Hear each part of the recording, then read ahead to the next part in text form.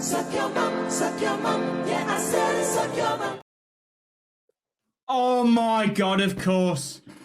Jesus Christ, and that's Garnacho losing the ball. What Almiron's come on from? Why did that guy have to get bloody injured, man?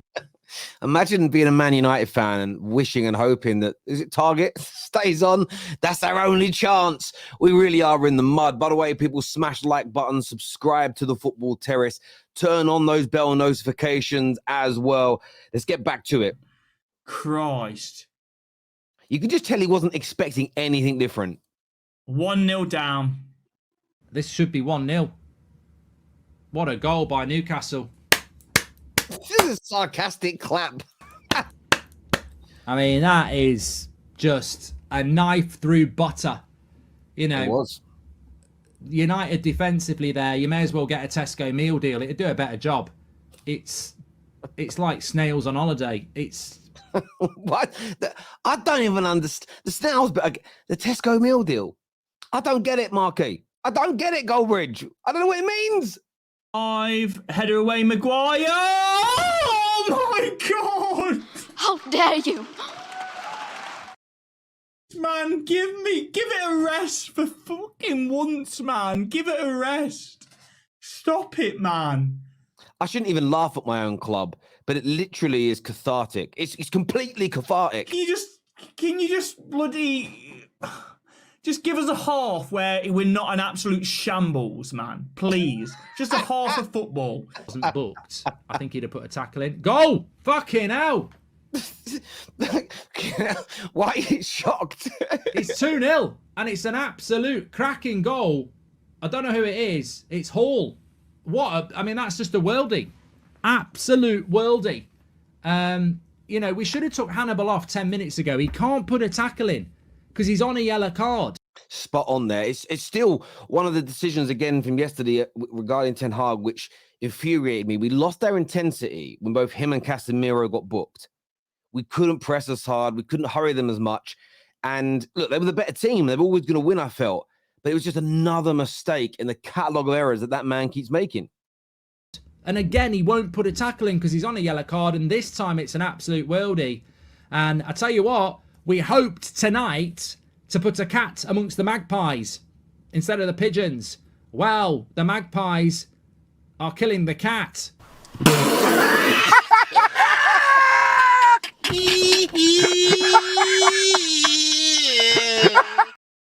Sake. What the fuck are these centre-backs doing? What's the point of that? What are Maguire and Lindelof doing here? What are they doing? Absolute snails. They belong in a fucking lettuce patch, a cabbage patch. The Cabbage Patch Kids. Oh, you gotta laugh. Cabbage. Can you imagine like Cabbage Patch dolls looking like? Actually, they both kind of look like male versions of Cabbage Patch dolls, you know. But anyway, look, Mark is right. He's absolutely spot on. This club is in disarray. This club is a disaster. There's nothing good about it right now, on or off the pitch. There just isn't. What? There, Al. I think someone needs to throw the white towel in because the players aren't playing for him. The Manchester derby, they were dreadful. Last night, they come out second half, are a little bit better, but that is what Manchester United fans are used to, Al. You know, they haven't lost 8 of their first 15 matches since 1972, Al. You know, players aren't good enough. Players aren't improving. You look at Anthony, you look at Fernandes. Talk about 2 of the most disliked players in the Premier League. Kicking players. What he done to Doku on the weekend was shocking, you know. Look, I don't agree with a lot of things I've heard come out of Gabby's mouth in the last couple of years, but he's right when it comes to this. And I'm getting a lot of stick online right now for my view on Ten Hag. I do believe he should be sacked. I believe he's lost the dressing room.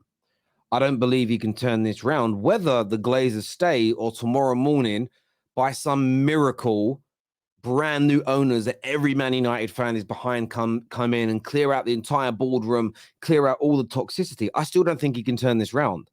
I think for one reason or another, he's lost the respects of this dressing room.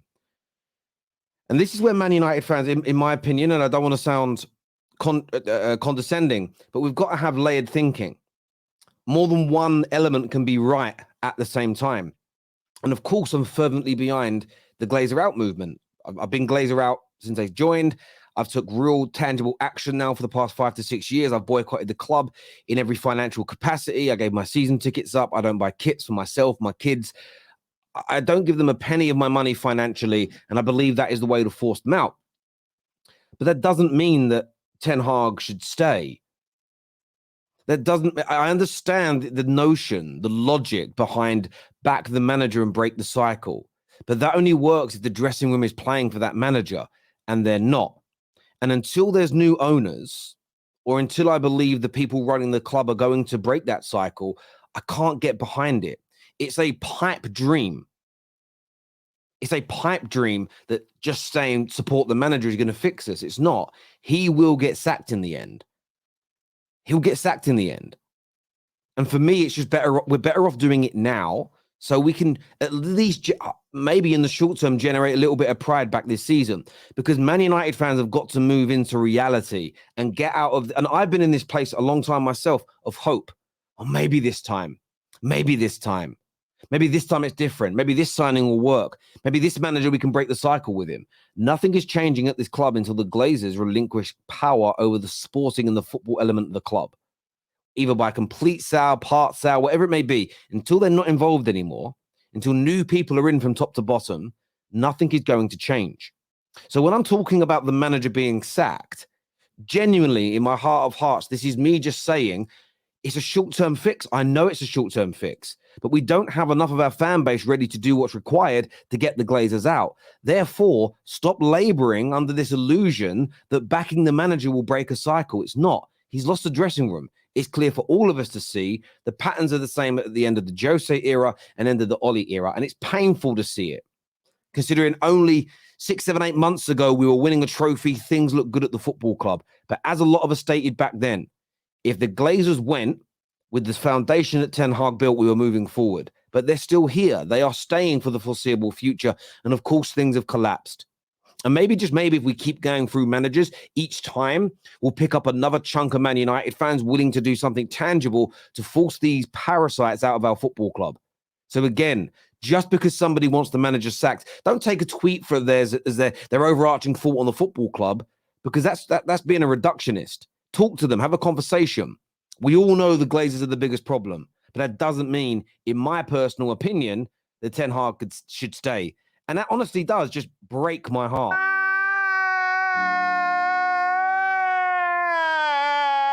I'm holding it back. I really do not want to swear. He's fuming. He's fuming. I don't want to swear. Yeah, and I've had enough of this manager.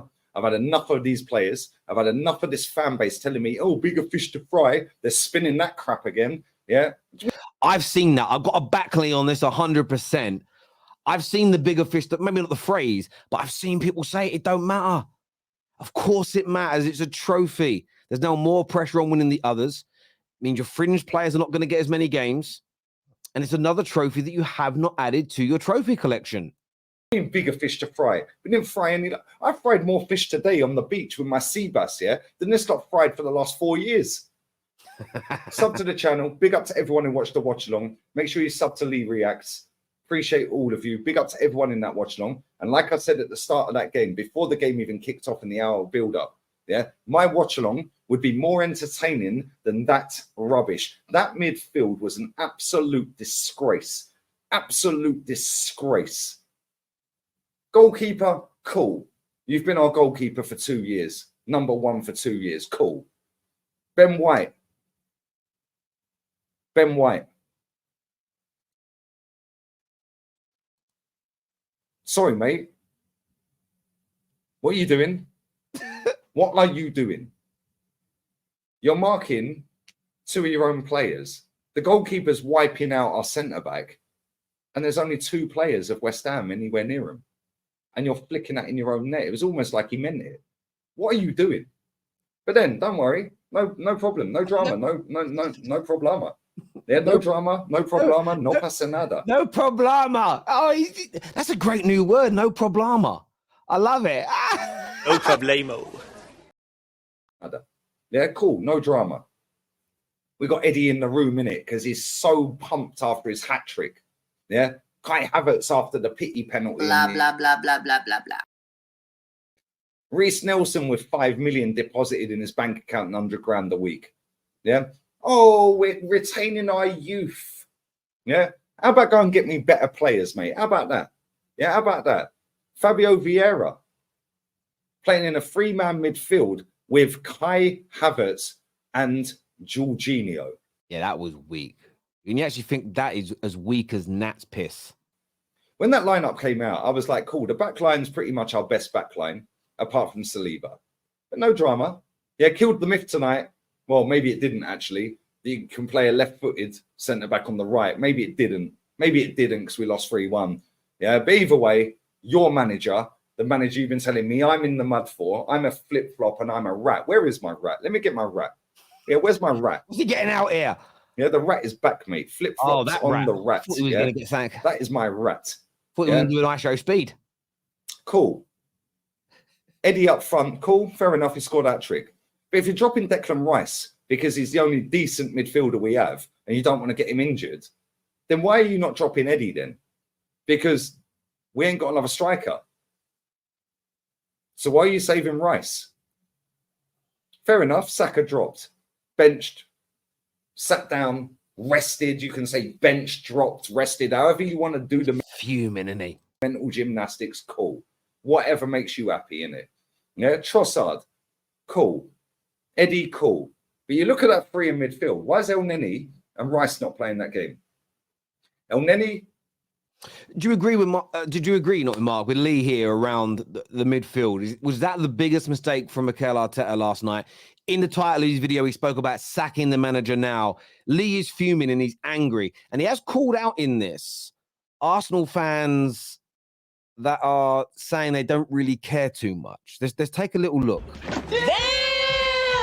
It was really, really bad, and I don't know, man. I mean, I'm really peed off about the performance, but I stand there and I think to myself, why should I really care? Yeah. The managers all the managers, not just Arteta, all the managers who go into this competition don't really care. I was just about to ask about that. Obviously, I think you're of the opinion that, it's not to say it's not important, but the Carabao Cup is definitely lower down in terms of the importance. But do you think the players, maybe also the manager as well, have come into the game also with that same mentality? Well, listen, it's there for everybody to see with every team. You know what I mean? And some teams have done better. We changed the team last game and we put in a much better performance than what we did this game. But Look, I'll get managers rotate, but that doesn't mean you don't want to win. I think that Pep changes from his strongest 11 and tries to win this every year. Man United were awful last night, but we tried to win the game. We tried to win this tournament. Chelsea don't have European football, but they put a very strong squad out.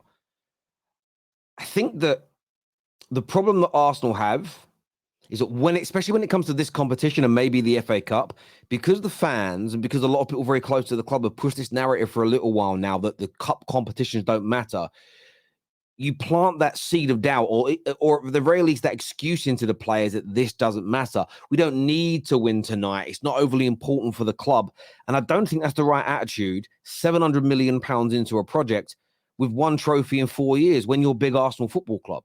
Now, at the end of the season, if they win the Prem, if they win the Champions League, if they win the FA Cup, you may look back and say, well, it didn't matter so much. But you could have won the Prem and the League Cup.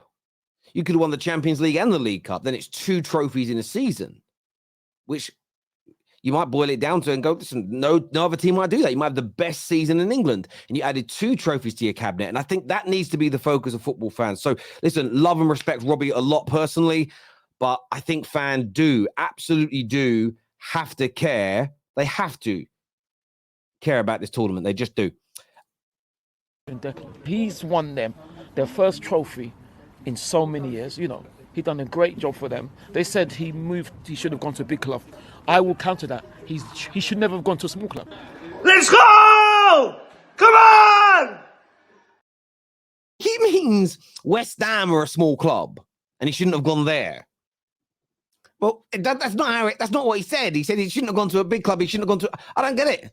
And I love Ty. I love Ty to bits, but he gets so salty. They actually, look, maybe you didn't hear this being in the ground. You got to respect that. They clapped him when he was warming up. Of course, they booed him when he came on, but it's pantomime. It was pantomime at that point. In the warm-up, when he was warming up, the Sky cameras went to it. They were clapping and applauding him. He came on, they gave him a bit of a boo. I don't think there was any malice or hatred in there at all. The media kind of tried to set it up like it was going to be, and it wasn't. But you got to love Ty. You got to love him. Listen, people, hit like buttons, share, subscribe to the Football Terrace. We'll see you tonight on the Top 6 show, so make sure you're tuning in. Until next time, take care, goodbye, God bless, and I'll see you all again soon.